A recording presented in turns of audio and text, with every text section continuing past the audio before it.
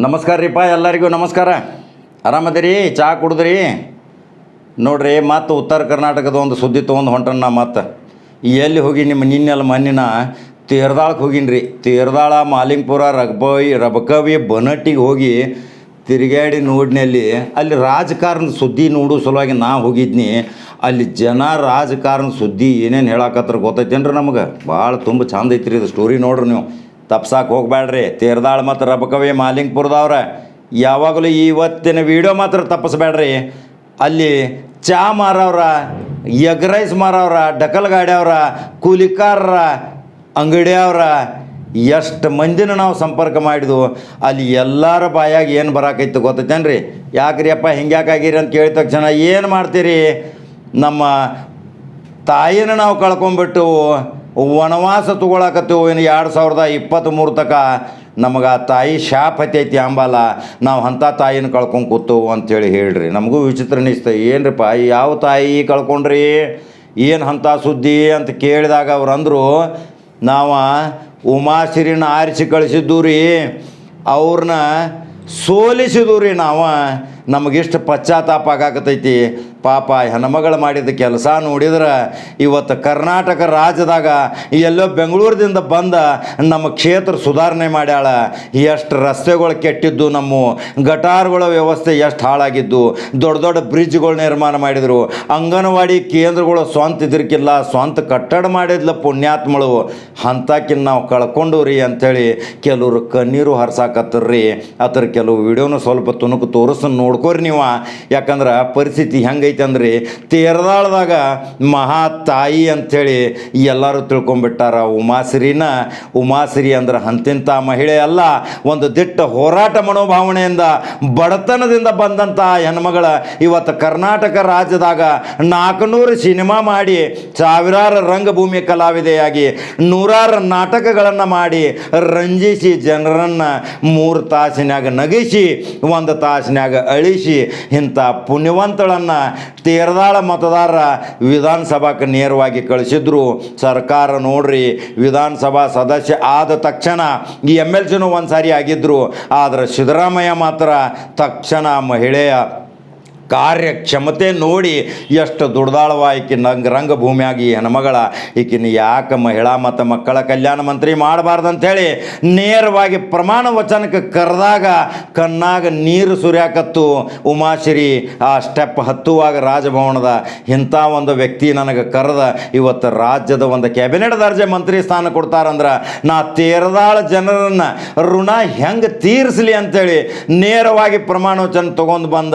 ತೇರದಾಳ ಮತ್ತು ಮಾಲಿಂಗಪುರ, ರಬಕವಿ, ಬನಟ್ಟಿ ಎಷ್ಟು ಹಳ್ಳಿಗಳು ಬರ್ತಾವ, ಎಷ್ಟು ಗ್ರಾಮ ಪಂಚಾಯತಿ ವ್ಯಾಪ್ತಿ ಬರ್ತಾವ, ಎಷ್ಟು ಕ್ಷೇತ್ರದ ಜನತೆಗೆ ಬರ್ತಾವ, ಪ್ರತಿಯೊಬ್ಬರ ಮನೆಗೆ ಹೋಗಿ ಕೈಕಾಲು ಬಿದ್ದು ಕಣ್ಣೀರು ಸುರಿಸಿದಂಥ ಇವತ್ತು ತೇರದಾಳ ಮತಕ್ಷೇತ್ರದ 2023 ಶಾಸಕಿ ಮತ್ತು ಮಂತ್ರಿ ಆಗೋಳು ಅಂಥಕಿ ಸುದ್ದಿ ಹೇಳಕ್ಕೆ ಬಂದನ್ರಿ. ಅದನ್ನು ನೋಡ್ರಿ ಉತ್ತರ ಕರ್ನಾಟಕದವರ. ಉತ್ತರ ಕರ್ನಾಟಕದ ಗಂಡ ಮೆಟ್ಟಿನ ನಾಡದಾಗ ವೀರರಾಣಿ ಕಿತ್ತೂರು ಚೆನ್ನಮ್ಮ ಹೆಂಗ ನಮ್ಮ ಕಿತ್ತೂರದಾಗ ಹುಟ್ಟಿ ರಾಜ್ಯ ಆಳಿ ಬ್ರಿಟಿಷರನ್ನು ಒದ್ದೋಡಿಸಿದಂಥ, ಇಲ್ಲಿ ಭ್ರಷ್ಟರನ್ನು ಒದ್ದೋಡಿಸುವಂಥ ಒಂದು ಧೀರ ಮಹಿಳೆ ಇವತ್ತು ತೇರದಾಳದಾಗ ತಯಾರಾಗಿ ನಿಂತಾಳಂದ್ರೆ ಇವತ್ತು ನಿಜಕ್ಕೆ ಆಶ್ಚರ್ಯ ಪಡುವಂಥ ಸುದ್ದಿ ಐತಿ. ಯಾಕಂದ್ರೆ ಜನಸಾಮಾನ್ಯರ ಜೊತೆ ಬೆರೆತು ಬಂದಾಕಿ ಇವಳನ್ನು ನೋಡಿದರೆ ಎಷ್ಟು ಮಂದಿ ಪ್ರೀತಿ ಪ್ರಶಂಸೆ ಮಾಡ್ತಾರೆ ಗೊತ್ತೈತೇನ್ರಿ? ಪ್ರತಿಯೊಬ್ಬರನ್ನ ಕೇಳಿದಾಗ ಆ ತಾಯಿ ಆಶೀರ್ವಾದ ರೀ, ಆ ತಾಯಿ ಆಶೀರ್ವಾದ ಅಂದರು. ಆದರೆ ನಾವು ಆಕಸ್ಮಿಕವಾಗಿ ಯಾರೋ ಮಾತಿಗೆ ಮರುಳಾಗಿ ದೇಶ ಇವತ್ತು ಸುಧಾರಣೆ ಮಾಡಕ್ಕೆ ಹೋಗ್ತೀವಿ, ದೇಶ ಇವತ್ತು ಏನೋ ಸಿಂಗಾಪುರ್ ಮಾಡಕ್ಕೆ ಹೋಗ್ತೀವಿ ಅಂದವ್ರ ಮಾತು ಕೇಳಿ ನಾವು ಮರಳಾದವು ರೀ, ತಪ್ಪಿ ನಾವು ಓಟ್ ಹಾಕಿದ್ವು. ಇವತ್ತು ಆ ತಾಯಿನ ಕಳ್ಕೊಂಡ ಮೇಲೆ ನಮಗೆ ಪಶ್ಚಾತ್ತಾಪ ಆಗೈತಿ. ಆದರೆ ಅಂಥ ತಪ್ಪು ನಾವು 2023 ಎಂದೂ ಮಾಡೋದಿಲ್ಲ.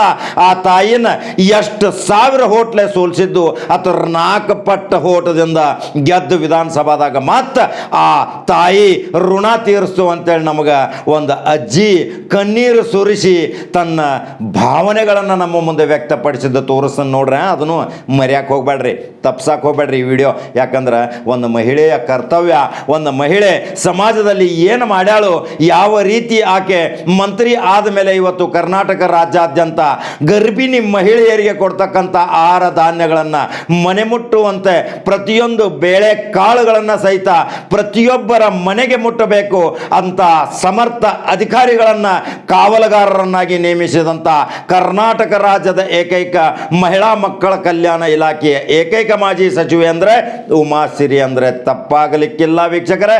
ಇದನ್ನು ತೇರದಾಳ ಮತಕ್ಷೇತ್ರದವರು ನಿಜಕ್ಕೂ ನೀವು ಪುಣ್ಯವಂತರು, ಇಂಥ ಮಹಿಳೆ ನಿಮಗೆ ಸಿಕ್ಕಿದ್ದು. ಆದರೆ 2023ರಲ್ಲಿ ನೀವು ಪ್ರಮಾಣ ವಚನ ಕೊಡಿಸಲಿಕ್ಕೆ ವಿಧಾನಸೌಧಕ್ಕೆ ಕಳಿಸ್ತೀರಂತ ನಮ್ಮ ಮುಂದೆ ನೀವು ಶಪಥ ಮಾಡ್ತಾ ಇದ್ದೀರಾ, ಪ್ರತಿಜ್ಞೆ ಮಾಡ್ತಾ ಇದ್ದೀರಾ. ಇವತ್ತು ಯಾರೋ ಮಾತನ್ನು ಕೇಳಿ ಇವತ್ತು ಉಮಾಶ್ರೀಯನ್ನು ಕಳ್ಕೊಂಡು ನೀವು ಪಶ್ಚಾತ್ತಾಪಪಟ್ಟಿದ್ದೀರಿ. ಆದರೆ ನಿಮಗೆ ಈ ಮಹಾಮಾರಿ ಕೊರೋನಾದಲ್ಲಿ ಮತ್ತೆ ನಿಮ್ಮ ಕಣ್ಣೀರು ಒರೆಸುವ ಸಲುವಾಗಿ ಮಾಜಿ ಆದರೂ ಪರವಾಗಿಲ್ಲ ಅಲ್ಲೇ ಠಿಕಾಣ ಹೂಡಿ ತನ್ನ ಆರೋಗ್ಯ ಕೆಟ್ಟರೂ ಸಹಿತ ಆ ಮಹಿಳೆ ಬಂದು ನಿಮಗೆ ಎಷ್ಟು ನಿಮ್ಮ ನೊಂದವರ ಕಣ್ಣೀರು ವರ್ಷಾಳ ಅಂತ ಪುಣ್ಯಾತ್ಮಳು ನಿಮಗೆ ಸಿಗ್ತಾಳೇನ್ರಿ ತೇರದಾಳ ಮತದಾರ? ನೀವು ನಿಜಕ್ಕೆ ತೇರದಾಳ ಮತದವರು, ನೀವು ಪ್ರಜ್ಞಾವಂತರು. ಬಹಳಷ್ಟು ಜನ ಅಲ್ಲಿ ನೀವು ಕೂಲಿಕಾರಿದ್ದೀರಿ, ಬಡವರಿದ್ದೀರಿ, ದೀನದಲಿತರಿದ್ದೀರಿ, ಅಲ್ಪಸಂಖ್ಯಾತರಿದ್ದೀರಿ, ಬಹುಸಂಖ್ಯಾತ ಜನನೂ ಸಹಿತ ನೀವು ಅಲ್ಲಿ ಪ್ರಜ್ಞಾವಂತರಿದ್ದೀರಿ. ನಿಜಕ್ಕೂ ಈ ವಿಡಿಯೋ ನೀವು ಲೈಕ್ ಮಾಡಲೇಬೇಕು, ಶೇರ್ ಮಾಡಬೇಕು, ಫಾಲೋ ಮಾಡಬೇಕು, ಸಬ್ಸ್ಕ್ರೈಬ್ ಆಗಬೇಕು. ಯಾಕಂದರೆ ಉಮಾಶ್ರೀಯನ್ನು ಮತ್ತೆ ನೀವು ಆರಿಸಿ ಕಳಿಸಿದರೆ ಅಲ್ಲಿ ಮಂತ್ರಿ ಆಗೋದು ಗ್ಯಾರಂಟಿ ಅಂತ ಒಬ್ಬ ಚಾ ಮಾರ ಅಂಗಡಿಯಾಗ ಹೇಳ್ತಾನಂದ್ರೆ ಉಮಾಶ್ರೀ ಮೇಲೆ ಎಷ್ಟು ಪ್ರೀತಿ ಇರ್ಬೇಕು ನೋಡ್ರಿ. ಯಾಕಂದ್ರೆ ಉಮಾಶ್ರೀ ಅದು ಸಾಮಾನ್ಯ ಮಹಿಳೆಯಲ್ಲ, ಎಷ್ಟೋ ಸಿನಿಮಾಗಳಲ್ಲಿ ಅಭಿನಯಿಸಿದ್ದು. ಒಂದು ಸಂಗೊಳ್ಳಿ ರಾಯಣ್ಣದ ಒಂದು ಸಣ್ಣ ಝಲಕ್ ಅರ್ಧ ನಿಮಿಷ ತೋರಿಸ್ತೀನಿ, ಬರೀ ಅರ್ಧ ನಿಮಿಷ ನೋಡ್ರಿ. ಆ ಮಹಾತಾಯಿ ಮಾಡಿದ ಕೆಲಸ ಆ ಸಿನಿಮಾದಲ್ಲಿ ಹೆಂಗೆ ಮಾಡಿದ್ದು ಅದೇ ರೀತಿ ತನ್ನ ಕ್ಷೇತ್ರದಲ್ಲಿ ಮಾಡಿದ್ದ ಒಂದು ಮಹಿಳೆ ಆ ಉಮಾಶ್ರೀ ಅನ್ನೋದು ಮರೀಲಿಕ್ಕೆ ಸಾಧ್ಯವಿಲ್ಲದ ಈ ಮಹಿಳೆ ಮಾಣಿಕ್ಯ. ಆದರೆ ಅವರು ಮಾತನಾಡ್ತಾ ಕುಳಿತುವಾಗ ಒಂದು ವಿಷಯ ನಮ್ಮ ಮುಂದೆ ಪ್ರಸ್ತಾಪ ಮಾಡ್ತಾರೆ ಉಮಾಶ್ರೀ. ಆ ಉಮಾಶ್ರೀ ಏನು ಮಾತಾಡ್ತಾರೆ ನೋಡ್ತಾರೆ ನೀವು ಒಂದು ಸ್ವಲ್ಪ. ಅದನ್ನು ಅವರು ತಮ್ಮ ಬಾಯಿಂದ ನನಗೆ ಹೇಳಿದರು, ಅದನ್ನು ನಾ ಬರ್ಕೊಂಡು ಬರೆದ ಮೇಲೆ ಅದನ್ನು ಓದಿ ಇವತ್ತು ಹೇಳಕತ್ತನು ನೋಡ್ರಿ, ಅದನ್ನು ಕೇಳ್ರಿ. ಸಂಘಟನೆ ಕುರಿತಂತೆ ಒಂದು ಅದ್ಭುತವಾದ ಮಾತು ಹೇಳ್ತಾರೆ ಉಮಾಶ್ರೀ. ಬದುಕಲು ಸಂಘಟನೆಗೆ ಬರಬೇಡಿ, ಜನರ ಬದುಕನ್ನು ಬದಲಾಯಿಸಲು ಬನ್ನಿ. ಏಕೆಂದರೆ ಸಂಘಟನೆ ಉದ್ಯೋಗವಲ್ಲ, ಅದೊಂದು ಸಾಮಾಜಿಕ ಜವಾಬ್ದಾರಿ. ಯಾರು ತನಗಾಗಿ ಬದುಕುತ್ತಾನೋ ಅವನು ಸತ್ತು ಹೋಗುತ್ತಾನೆ, ಯಾರು ಸಮಾಜಕ್ಕಾಗಿ ಸಾಯುತ್ತಾರೋ ಅವರು ಯಾವಾಗಲೂ ಮಹಾತ್ಮರಾಗುತ್ತಾರೆ. ಯಾರು ಕೇವಲ ತನ್ನ ನೋವುಗಳನ್ನು ಅಪ್ಪಿಕೊಂಡು ಬದುಕುವರೋ ಅವರು ದುರ್ಬಲರಾಗುತ್ತಾರೆ. ಆದರೆ ಯಾವ ವ್ಯಕ್ತಿ ಇಡೀ ಸಮಾಜದ ನೋವುಗಳನ್ನು ತನ್ನ ಹೃದಯಕ್ಕೆ ಅಪ್ಪಿಕೊಂಡು ಬದುಕುತ್ತಾನೋ ಅವನು ಶಕ್ತಿಶಾಲಿಯಾಗುತ್ತಾನೆ. ನಮ್ಮನ್ನು ಸೋಲಿಸಲು ಆಗದೇ ಇದ್ದವರು ನಮ್ಮನ್ನು ದ್ವೇಷಿಸಲು ಶುರು ಮಾಡುತ್ತಾರೆ. ಆದರೆ ನೀನು ಹೋರಾಟ ಮಾಡದಿದ್ದರೂ ಪರವಾಗಿಲ್ಲ, ಆದರೆ ಮಾರಾಟವಾಗಬೇಡ. ಇದು ಒಂದು ಕಿವಿಮಾತು ಸ್ನೇಹಿತರೆ. ಉಮಾಶ್ರೀ ಅವರು ಹೇಳ್ತಾರೆ ನಮ್ಮ ಮುಂದೆ. ಇದನ್ನು ನೋಡ್ರಿ, ಉಮಾಶ್ರೀಗೆ ಎಷ್ಟು ಕಷ್ಟ ಕೊಡಾಕತ್ತಾರಲ್ಲಿ, ಎಷ್ಟೊಂದು ಕೇಸ್ಗೆ ಹಾಕಿ ಅವರು ಬೆಂಬಲಿಗರ ಮೇಲೆ ಕಿರುಕುಳ ಕೊಡಾಕತ್ತಾರ. ಆದರೆ ಅವರು ಒಂದು ಗಟ್ಟಿ ಮನಸ್ಸಿನಿಂದ ಒಂದು ಮಾತು ಹೇಳ್ಯಾರ, ನಾ ಯಾರಿಗೂ ಅಂಜಂಗಿಲ್ಲ, ಅಂಜೋ ಪರಿಸ್ಥಿತಿ ನಿರ್ಮಾಣ ಆಗೋದಿಲ್ಲ, ಸತ್ಯಕ್ಕಾಗಿ ನಾ ಹೋರಾಟ ಮಾಡ್ತೇನೆ. ಡಾಕ್ಟರ್ ಬಾಬಾ ಸಾಹೇಬ್ ಅಂಬೇಡ್ಕರ್ ಅವರು ಕೊಟ್ಟಂತ ಸಂವಿಧಾನದ ಅಸ್ತ್ರದ ಶಕ್ತಿ ನಮ್ಮಲ್ಲಿದೆ. ಆ ಮಹಾತ್ಮರು ಕೊಟ್ಟಂತ ದಾರಿಯೇ ನನಗೆ ದೀಪವಿದೆ. ಅದರ ತಳಹದಿಯ ಮೇಲೆ ನಾನು ಹೋರಾಟ ಮಾಡುತ್ತೇನೆ ಅಂತ ಹೇಳುವ ಏಕೈಕ ಮಹಿಳೆ ಉಮಾಶ್ರೀ. ವೀಕ್ಷಕರೇ ನೋಡಿ, ತೇರದಾಳ ಮತದವರು ನೀವು ಭಾಳ ಪ್ರಜ್ಞಾವಂತರ ಶಾಣ್ಯರದಿರಿ, ನೀವು ಭಾಳ ಬಡತನದಿಂದ ಬಂದವರದಿರಿ. ಅಲ್ಲಿ ಬಡತನದ ಅರು ಏನು ಗೊತ್ತೈತೆ ಅನ್ನೋದು ನಿಮ್ಮ ಮಾಜಿ ಶಾಸಕಿ ಮಾಜಿ ಮಂತ್ರಿಗೂ ಗೊತ್ತೈತ್ರಿ. ಎಲ್ಲರೂ ತಾಯಿ ಅಂತೀರಿ, ಎಲ್ಲರೂ ಅಕ್ಕ ಅಂತೀರಿ, ಎಲ್ಲರೂ ಒಂದು ಮಹಾತ್ಮೆ ದೇವಿ ಅಂತೀರಿ ಉಮಾಶ್ರೀ ಅವರನ್ನು. ಅಂಥ ಪ್ರಶಸ್ತಿ ಕೊಟ್ಟ ಅವರನ್ನು ಹೂವಿನ ಸನ್ಮಾನ ಸಹಿತ ಮಾಡ್ತೀರಿ. ಅಂಥ ತೇರದಾಳ ಮತದಾರರು ನೀವು, ಎಷ್ಟೊಂದು ಪ್ರಜ್ಞಾವಂತ ಪ್ರಬುದ್ಧ ಮತದಾರರು ನೀವು. ಆದ್ರೆ ಉಮಾಶ್ರೀ ಬಗ್ಗೆ ಯಾಕೆ ಸ್ಟೋರಿ ಹೇಳಕ್ಕೆ ಬಂದನು ಗೊತ್ತೈತೇನ್ರಿ ನಿಮ್ಗೆ? ಉತ್ತರ ಕರ್ನಾಟಕದಾಗ ಇಂಥ ಪ್ರತಿಭೆಗಳು ಅದಾವ. ಉತ್ತರ ಕರ್ನಾಟಕದಾಗ ಏನೇನು ಸಾಧನೆ ಮಾಡ್ಯಾರ ಅನ್ನೋದ ಈಗ ಉತ್ತರ ಕರ್ನಾಟಕದಾಗ ಜವಾರಿ ಭಾಷೆದಾಗ ಇನ್ನು ಕಂಟಿನ್ಯೂ ಆಗೋದ.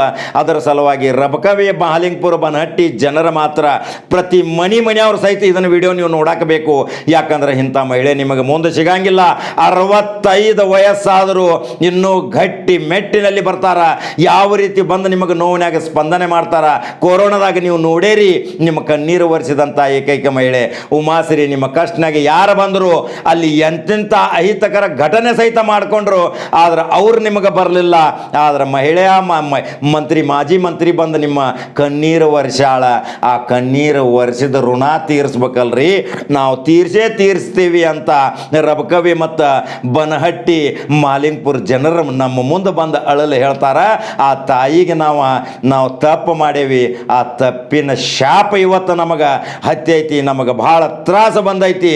ಎಷ್ಟು ಕಷ್ಟಪಟ್ಟು ದುಡಿದ್ರು ಮನಿ ನಡಿವಾತು. ಆ ತಾಯಿ ಇವತ್ತು ಅಧಿಕಾರದಾಗ ಇದ್ದಿರ್ದಳಂದ್ರೆ ನಮಗೆ ಎಷ್ಟು ಚಲೋ ಆಗುತ್ತಿತ್ತು. ಆದ್ರೆ ಒಂದು ಇಲ್ಲಿ ಮಾತು ನೆನಪಿಟ್ಕೋರಿ, ತೇರದಾಳ ಮತಕ್ಷೇತ್ರದವ್ರ ಅಧಿಕಾರ ಇಲ್ಲದಿದ್ರು ಬಂದು ಅಲ್ಲೇ ಠಿಕಾಣ ಹುಳ್ಯಾಡ್ರಿ ಮಹಾತ್ಮ. ಆ ಮಹಿಳೆ ಉಮಾಶ್ರೀ ಅಧಿಕಾರ ಇರಲಿಲ್ಲ ಅಂದ್ರೂ ಅಲ್ಲೇ ಠಿಕಾಣ ಹೂಡಿ ನಿಮ್ಮ ಕಷ್ಟಕ್ಕೆ ಸ್ಪಂದಿಸಿದಾಳ. ಅಂಥ ಮಹಿಳೆಯನ್ನು ನೀವು 23ಕ್ಕೆ ಮತ್ತೆ ಕಿರೀಟ ಕುಂಡಿಸ್ತಾನಂತೀರಿ. ಹಾಗಾದ್ರೆ ನೀವು ಯಾವ ರೀತಿ ಕಿರೀಟ ಕುಡಿಸ್ತೀರ ಅಂತ ನಮಗೆ ವಚನ ಕೊಟ್ಟಾರೆ ಗೊತ್ತೈತಾನೆ. ಎಷ್ಟು ಸಾವಿರ ಹೋಟೆಲೆ ಸೋತಾಳ ಏನ ಮಗಳ ಅದ್ರ 4 ಪಟ್ಟಲೆ ಗೆಲ್ಲಿಸಿ ವಿಧಾನಸೌಧಕ್ಕೆ ಕಳಿಸ್ತೇವೆ ಅಂತ ಹೇಳಿರಲ್ಲ. ಅದ್ರ ಸಲುವಾಗಿ ನಮ್ಮ ಜವಾರಿ ಗಟ್ಟಿ ಮೆಟ್ಟಿನ ನಾಡ, ನಮ್ಮ ಜವಾರಿ ಕೂಳಿನ ನಾಡ, ನಮ್ಮ ತಾಕತ್ತ ಶಕ್ತಿ ಅಂತ ಮಹಿಳೆ ಮೇಲೆ ನೀವು ತೋರಿಸ್ತೀರಿ ಅಂದಮೇಲೆ ನಾವು ಏನು 2023ಕ್ಕೆ ನಿಮ್ಮ ಪ್ರಮಾಣ ವಚನ, ನಿಮ್ಮ ಶಪಥ, ನಿಮ್ಮ ಪ್ರತಿಜ್ಞೆ ನಾವು ನೋಡ್ಕೋತ ಕುಂತೇವು. ಅದ್ರ ಸಲುವಾಗಿ 23 ಕಾಯ್ಬೇಕಲ್ಲ. ಈಗ ಅದ್ರ ಸಲುವಾಗಿ ನೀವು ಏನೇನು ತಯಾರಿ ಮಾಡತ್ತೀರಿ ಮಾಡ್ಕೋರಿ. ಎಲ್ಲ ಯುವಕರು ಯುವತಿಯರು ಸಹಿತ ಉಮಾಶ್ರೀ ಬೇಕು ಅನ್ನಕತ್ತೀರಿ. ನಿಮಗೆ ಅವಕಾಶ ಐತಿ. ಇನ್ನು 1.5 ವರ್ಷ ನೀವು ಕಾಯ್ಬೇಕಾಕೈತಿ. ಆವಾಗ ಮತ್ತೆ ಜುನಕ ರೊಟ್ಟಿ ತಿಂದು ಮತ್ತೆ ತಿರುಗಾಡೋಕ್ಕೆ ಶುರು ಮಾಡ್ರಿ ಅಂದ್ರೆ ಉಮಾಶ್ರೀ ಮತ್ತು ಮಂತ್ರಿಯಾಗಿ ತೇರದಾಳ ಅಭಿವೃದ್ಧಿ ಹೆಂಗೆ ಆಕೈತಿ ಅನ್ನೋದು ನೀವ ನೋಡಾಕಿರೆ. ಅದರ ಸಲುವಾಗಿ ಇದನ್ನು ಈ ವಿಡಿಯೋ ಮಾಡಾಕತ್ತನು. ತೇರದಾಳ ಮತದಾರ ಕ್ಷೇತ್ರದವ್ರು ಎಲ್ಲರೂ ನೋಡ್ರಿ, ಅಣ್ಣ ತಮ್ಮಂದರ ಅಕ್ಕಂಗ್ಯರು ಎಲ್ಲರೂ ನಿಮಗೆ ಹೆಂಗೆ ಅನಿಸ್ತಿ ವಿಡಿಯೋ ಲೈಕ್ ಶೇರ್ ಮಾಡ್ಬೇಕು, ಕಮೆಂಟ್ ಬಾಕ್ಸ್ನಾಗ ತಿಳಿಸ್ಬೇಕು. ಮತ್ತು ನೀವೆಲ್ಲರೂ 23 ಆರಿಸಿ ಬಂದ ಮೇಲೆ ಅವ್ರನ್ನೇನು ಆರಿಸಿ ಕಳಿಸ್ತಿರಲ್ಲ ಆವಾಗ ನಿಮ್ಮನ್ನು ನೋಡಾಕ ನಾ ಬರ್ತಾನೆ. ಆವಾಗ ನನಗೂ ಒಂದು ಲೈಕ್ ಕೊಡಾಕಿರೆ ಮತ್ತು ಬೇರೆ ಸುದ್ದಿಯೊಂದಿಗೆ ಬರ್ತಾನೆ. ಉಮಾಶ್ರೀ ಬಗ್ಗೆ ಈ ಸ್ಟೋರಿ ತೊಗೊಂಡು ಬಂದನ. ಇಂಥ ಒಂದು ಸಮಾಜ ಸೇವಿ ಮಹಿಳಾ ಮನೆಗೆ ನೀವು ಆಶೀರ್ವಾದ ಮಾಡ್ತೀರಿ ಅಂಥೇಳಿ ನಾವು ಹೋದಾಗ ನೀವು ನನಗೆ ಹೇಳಿರಿ. ಅದನ್ನು 23ಕ್ಕೆ ತೋರಿಸಿಕೊಡುವ ಕರ್ತವ್ಯ ನಿಮ್ಮದೈತಿ. ಮುಂದೆ ಮತ್ತೆ ಬೇರೆ ಸುದ್ದಿಯೊಂದಿಗೆ ಮತ್ತೆ ಬರ್ತೀನಿ ರೀ ಅಪ್ಪ. ನಮಸ್ಕಾರ.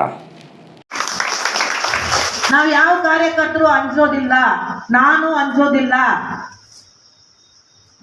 ನಮ್ಮನ್ನ ಮೆತ್ತಗ್ ಮಾಡ್ತೀವಿ ಅಂದ್ರೆ ನಾವು ಮೆತ್ತಗಾಗಲ್ಲ. ಯಾಕಂದ್ರೆ ಡಾಕ್ಟರ್ ಅಂಬೇಡ್ಕರ್ ಅವರ ಸಂವಿಧಾನದಂತ ಗಟ್ಟಿ ಒಂದು ಅಸ್ತ್ರ ನಮ್ಮ ದೇಶದಲ್ಲಿ ಇರೋವರೆಗೂ ಸಹಿತ ನಾವು ಯಾರಿಗೂ ಅಂಜಬೇಕಾಗಿಲ್ಲ.